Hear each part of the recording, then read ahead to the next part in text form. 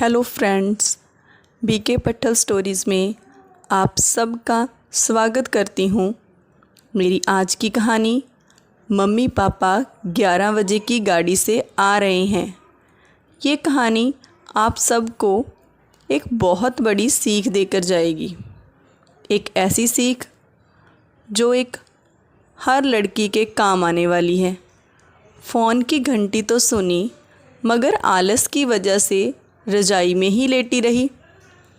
उसके पति राहुल को आखिर उठना ही पड़ा। दूसरे कमरे में पड़े फ़ोन की घंटी बजती ही जा रही थी। इतनी सुबह कौन हो सकता है जो सोने भी नहीं देता। इसी चिड़चिड़ाहट में उसने फ़ोन उठाया। हेलो, कौन? तभी दूसरी तरफ से आवाज़ सुन सारी नींद खुल गई। नमस्ते पापा। बेटा, बहुत दिनों से तुम्हें मिले नहीं, सो हम दोनों 11 बजे की गाड़ी से आ रहे हैं। दोपहर का खाना साथ में ही खाएंगे और फिर हम 6 बजे की गाड़ी से वापस लौट जाएंगे। ठीक है ना? हाँ पापा, मैं स्टेशन पर आपको लेने आ जाऊंगा। फ़ोन रखकर वापस कमरे में आकर उसने रचना को बताया कि मम्मी पापा 11 बजे की गाड़ी से आ रहे हैं और दोपहर का खाना हमारे साथ ही खाएंगे। रचना पे तो जैसे पहाड़ टूट गया। अरे, रजाई में घुसी रचना का पारा तो एकदम साथ में आसमान पे चढ़ गया। अरे, कोई एतबार को भी सोने नहीं देता। अब उठो, सबके लिए खाना बनाओ। मुझे तो पूरी नौकरानी बना दिया है। गुस्से से उठी और बाथरूम में घुस गई। राहुल हक्का बक्का हो उसे देखता ही रह गया। राहुल कर भी क्या सकता था। जब वो बाहर आई तो राहुल ने पूछा, क्या बनाओगी? गुस्से से भरी रचना ने तुनक के जवाब दिया, अपने आप को तलकर खिला दूंगी। राहुल चुप रहा और मुस्कुराता हुआ तैयार होने में लग गया। स्टेशन जो जाना था उसने, मम्मी पापा जो आने वाले थे 11 बजे की गाड़ी से, उनको लेने भी तो जाना था। थोड़ी देर बाद गुस्सैल रचना को बोलकर कि मैं मम्मी पापा को लेने स्टेशन जा रहा हूँ, वो घर से निकल गया। रचना गुस्से में बड़बड़ाते हुए खाना बना रही थी। बिल्कुल भी मन नहीं था उसका। बहुत ही गुस्से में थी। सारा गुस्सा खाने पे निकल गया। दाल सब्जी में नमक मसाले ठीक है भी कि नहीं, उसने परवाह ही नहीं की। बस करशी चलाए जा रही थी। कच्चा पक्का खाना बना बेमन से परांठे तलने लगी।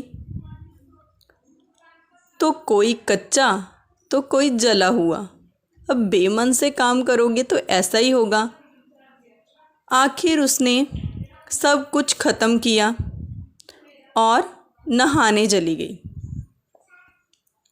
नहाकर निकली और तैयार होकर सोफ़े पर बैठ गई और मैगज़ीन के पत्रे पलटने लगी। मैगज़ीन के तो बस पन्ने ही पलट रही थी। उसके मन में तो बस यही चल रहा था कि सारा संडे ख़राब कर दिया। बस अब आएं, खाएं और वापस जाएं। वो बहुत ही ज़्यादा दुखी थी मम्मी पापा के आने की खबर से।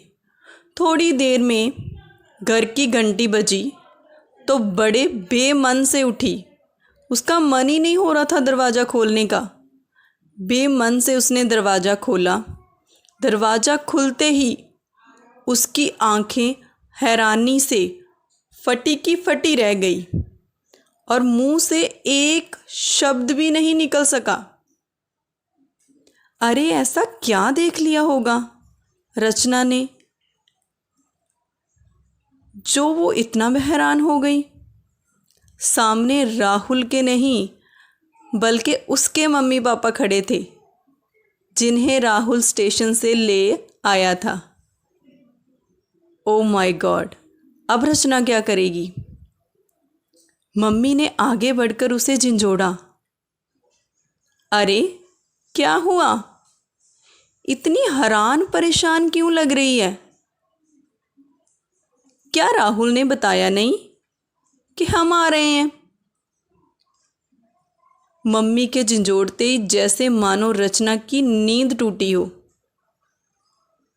नहीं मम्मी, इन्होंने तो बताया था, पर चलो आप अंदर तो जाओ। राहुल तो अपनी मुस्कुराहट रोक ही नहीं पा रहा था। रोकता भी कैसे? राहुल को सब पता जो था। कुछ देर इधर उधर की बातें करने में बीत गई, लेकिन थोड़ी देर बाद पापा ने कहा, अरे रचना, गप्पे ही मारती रहोगी या कुछ खिलाओगी भी?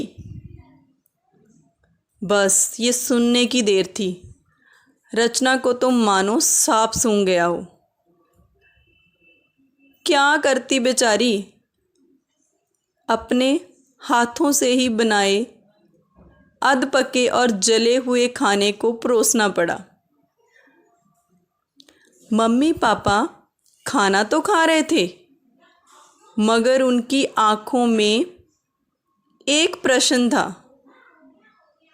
जिसका वे जवाब ढूंढ रहे थे। वो सोच रहे थे कि आखिर इतना स्वादिष्ट खाना बनाने वाली उनकी बेटी आज उन्हें कैसा खाना खिला रही है। ऐसी भी क्या बात हो गई? रचना तो बस मुंह नीचे किए बैठी खाना खा रही थी। शर्म के मारे मुंह ऊपर ही नहीं कर पा रही थी। मम्मी पापा से आंख मिलाने की तो उसकी हिम्मत ही नहीं हो पा रही थी। खाना ख़त्म कर सब ड्राइंग रूम में आ बैठे। राहुल, कुछ काम है, अभी आता हूँ कहकर थोड़ी देर के लिए बाहर निकल गया। अब मम्मी पापा को मौका मिला रचना से बात करने का। तो राहुल के जाते ही मम्मी, जो बहुत देर से चुप बैठी थी, आखिर बोली पड़ी, रचना, क्या राहुल ने बताया नहीं था कि हम आ रहे हैं? तो अचानक रचना के मुंह से निकल गया, मम्मी, उसने सिर्फ ये कहा था कि मम्मी पापा लंच पर आ रहे हैं। मैं समझी उसके मम्मी पापा आ रहे हैं। फिर क्या था? रचना की मम्मी को समझते हुए देर नहीं लगी कि ये मामला है। अब भी रचना बहुत शर्मिंदा हो रही थी। रचना के मम्मी पापा भी ये बात सुनकर बहुत दुखी हुए। दुखी मन से उन्होंने रचना को समझाया, बेटी, हम हो या उसके मम्मी पापा, तुम्हें तो बराबर का सम्मान करना चाहिए। मम्मी पापा क्या, कोई भी घर आए तो खुशी खुशी अपनी हैसियत के मुताबिक उनकी सेवा करो। बेटी, जितना किसी को सम्मान दोगी ना, उतना ही वो तुम्हें प्यार देंगे और तुम्हें उतनी ही इज्जत भी मिलेगी।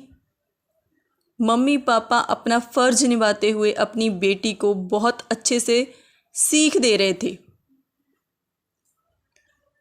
फिर उन्होंने बोला, देखो, जैसे राहुल हमारी इज्जत करता है उसी तरह तुम्हें भी उसके माता पिता और संबंधियों की इज्जत करनी चाहिए। बेटे, रिश्ता कोई भी हो, हमारा या उसका, कभी फर्क नहीं करना। रचना सब सुने जा रही थी। उसकी आंखों में आंसू आ गए और वह अपने आप को बहुत ही ज़्यादा शर्मिंदा महसूस कर रही थी। फिर उसने अपनी मम्मी को वचन दिया कि आज के बाद फिर ऐसा कभी नहीं होगा। अगर आपको मेरी कहानी पसंद आई हो तो मेरे चैनल को सब्सक्राइब कीजिए और शेयर कीजिए। धन्यवाद।